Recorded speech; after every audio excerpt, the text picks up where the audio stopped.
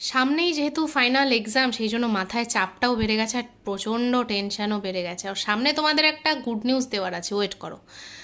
আজকে আমার ছিল রূপসোনাদের বাড়িতে নেমন্তন্ন, মানে রূপসোনা যেখানে থাকে সেখানে নেমন্তন্ন ছিল। আর ওর রুমমেটও যেহেতু ছিল না, সেই জন্য আমি আরও দুজন মিলে মজা করে রান্না করে খেয়েছি, ওটাই প্ল্যান করেছিলাম। ফার্স্টে গিয়ে দেখি রূপসোনা সব রান্নাই হয়ে গেছে, শুধু শাক ভাজাটা বাকি, সেই জন্য আমি একটু শাক ভাজাতে হেল্প করে দিলাম।